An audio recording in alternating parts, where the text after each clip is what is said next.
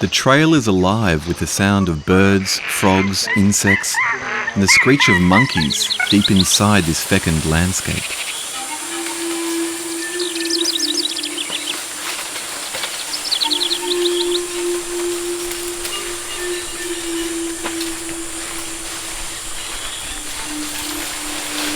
About 10 minutes in, we cross over rickety log bridges strapped together over a little creek. A light rain falls that evaporates on our skin as soon as it hits. I guess this is why they call it the rainforest, I joke to my new friend Vance Gullett as I help him lug his photo bags through the lungs of the earth. The Amazon. I'm in the jungle at last. Vance is a photographer who studied pharmacology at university in the 60s. He's been coming to the Amazon off and on for 3 years now, photographing curanderos and the native culture here for a book and exhibition he's working on. I've also roped in John Bowman to our media cell, a straight-talking bearded dude from Vancouver who's wise beyond his 23 years and who turned up back at my hostel armed to the teeth with broadcast quality audio recording gear to tape shamans.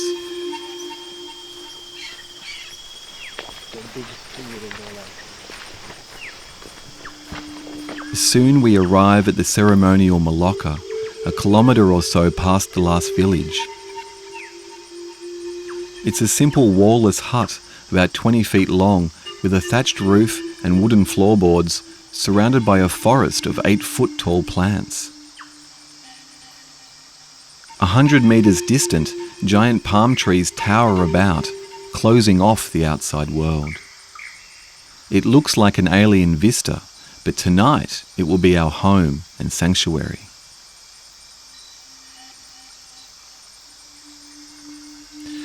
We're drinking with Percy Garcia, an indigenous curandero in his early 30s, with shining skin, short black hair, and the stocky build of native Peruvians. He's been trained since he was a boy in the world of the spirits and of the great plant medicine ayahuasca. Percy lights mapacho cigarettes to chase away bad spirits. They're filled with raw jungle tobacco, Nicotina rustica, with 18% nicotine.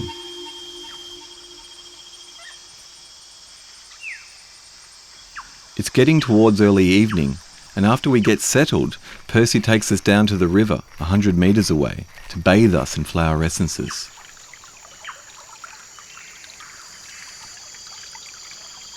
Percy bathes our heads and blows smoke down the back of our necks and over our crown chakras. It feels like the hot breath of nightclub smoke machines, but it's a very intimate situation. And as I look up at Percy's always beaming face, with his shiny skin and dark black eyes, he still looks like he's just stepped out of the World Cup football tour.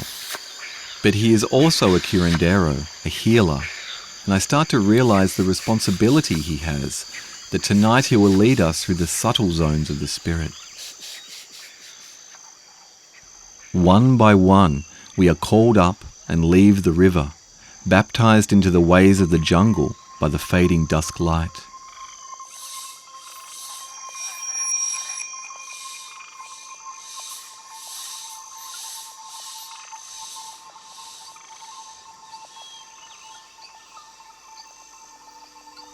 As we wander back to the Maloka in the crisp night air, its thatched frame is lit by dozens of candles. It looks like a fairy house in the jungle. We take our spots on the floor and shake out our sleeping bags, and Percy's assistant Carlos explains to us that Percy comes from a long line of curanderos in a tradition where you were born into the role. Percy was prepared by his grandfather, a Banco shaman who started grooming him in the plant medicines at the age of 10. He started drinking ayahuasca at 14 and learning from other teachers after his grandfather died, rising up to become the village healer. You don't choose to become a curandero, Percy says, and the few that do will enter the science because they are called by spirit.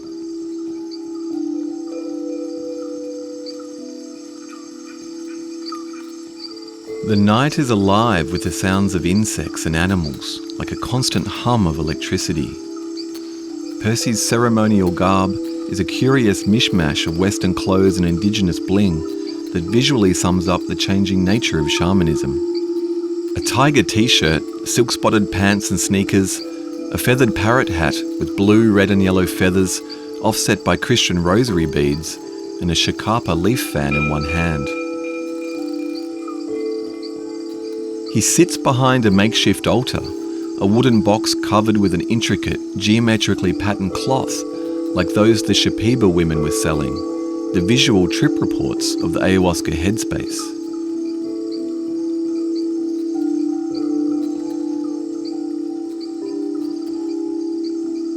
The altar is covered with ceremonial objects, little rainbow bead dolls, wooden cups, and about 100 giant mapacho cigarettes. And last but not least, in plastic 2-litre San Luis water bottles, a thick, dark brown liquid, ayahuasca, the vine of souls.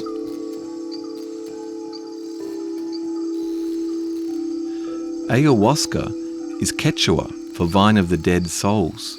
But at the same time, as a healer, we don't call them dead spirits, we call them allies, Percy explains through his interpreter. Ayahuasca is medicine, he continues. It is strength, intelligence, wisdom and healing. In this way, everything is in accord with tradition. While nature represents what life is, ayahuasca is the mother of us all, he says.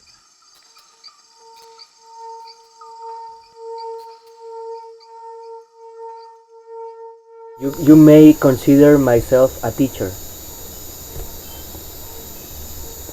Pero en sí yo me considero un alumno más de la madre naturaleza.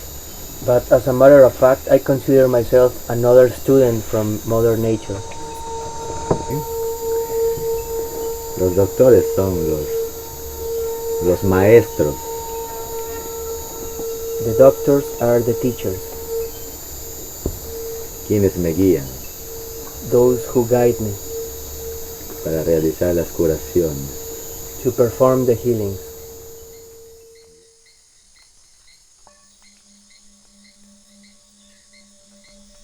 Percy doles out the ayahuasca by torchlight, and we drink, one by one, going up to the altar and taking the medicine in little wooden bowls. The brew is dark and phlegm-like, and like all medicines it tastes foul, an earthy flavour that hits the quick of you and threatens to come up again.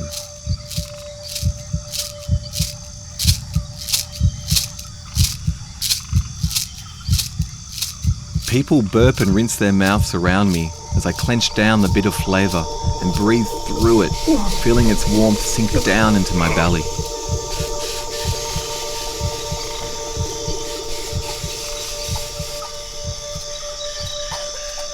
The blood of the vine, plant medicine to make you strong. Keep it down, let it pour into you, fill you, this plant-human interface. Outside, the sounds of the jungle deepen, monkeys screech and parrots call to each other, and the ubiquitous sound of insects, as always, is switched on. Now, so are we. As the minutes go by, we collapse into our mattresses, and the sound of vomiting fills the air. La purgia, the natives call it. The purge. Racking heaves of spew usher forth from gringos all around me, as the ayahuasca reads their energetic bodies, finds the sickness within, and brings it up and out, sometimes from both ends. When you're surrounded by a group of fellow ayahuasca drinkers in ceremony, their energies overlap your own. and as the ayahuasca heightens your senses, the sound of gringos drinking and vomiting and rolling around can be overwhelming. Every noise, every word, every look and breath sinks into you until you can't look at them. You need to reel in your own psychic energy and contain it within yourself, not contaminate it with others' energies, no matter how good-natured.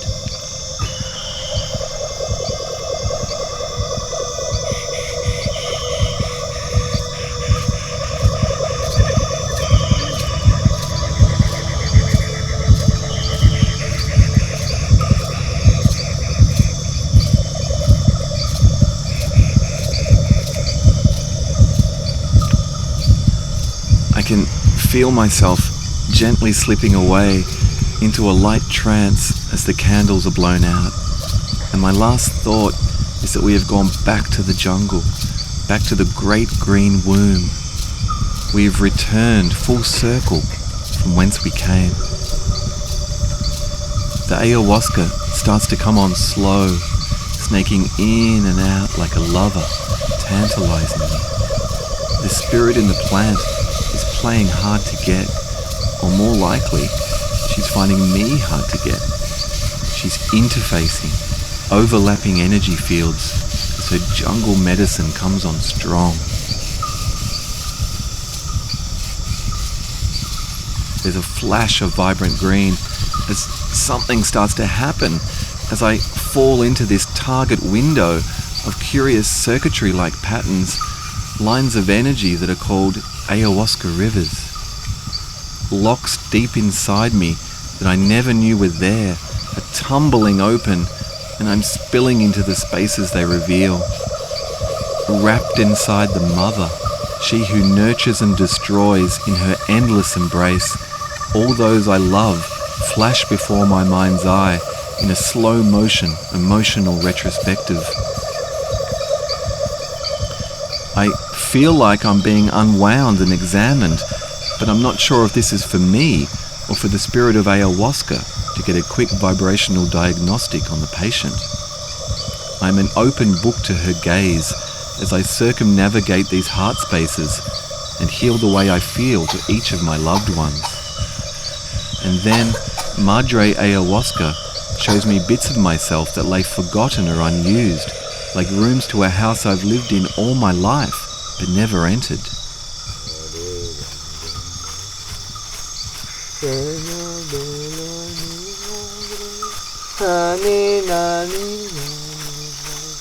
Señor bendito sea por tu bondad divina, por tu misericordia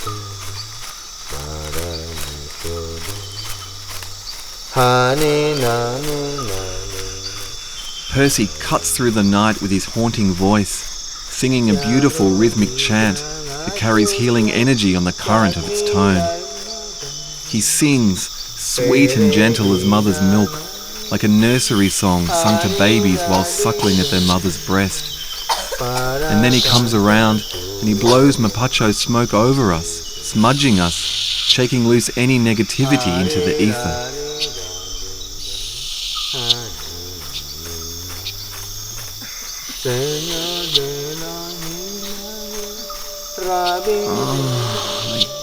I feel like the ayahuasca's getting to know me from the inside out, but I'm trying to control her. I'm static and blocking her ability to come through. The circuitry patterns come and go as I struggle with the vine in me now, still holding on and breathing through the cramps in my stomach and the pressure building in my bowels.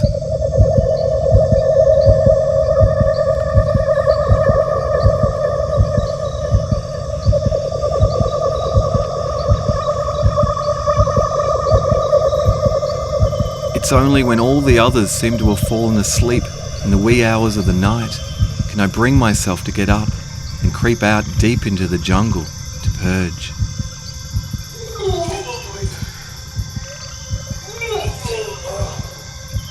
As I look up from my vomit, I can see water particles hanging in the air like a swarm of liquid bees, tiny glowing beads of moisture, jungle dew. Glistening amongst the beads are glowing mitochondria-like amoebas, illuminated by the light from my head torch. I can't for the life of me figure out what they are. They hang there, preternaturally in the light, and as I reach out my hand and wave it in the air, the beads curl and swirl in an equal and opposite reaction to my motion. And then it hits me. This is the breath of the mother, visible and exhaling all around. Oh God, the ayahuasca's hitting me now, changing my perceptions, deepening my emotional connection to the web of life. It's like there's an invisible thread, and if you pull on it, the whole picture will unravel, revealing the true pattern underneath. I feel I'm intimately connected to everything around me by my vibrational wavefront, to that great atomic sea where we are all one. Safe in the great green womb, I'm remembering what this connection means and who and what we really are. And it's then that I realize, as the vine spreads its tendrils around the globe, people have to stop thinking they're in control and sit back and have faith. Or maybe I've got the jungle fever.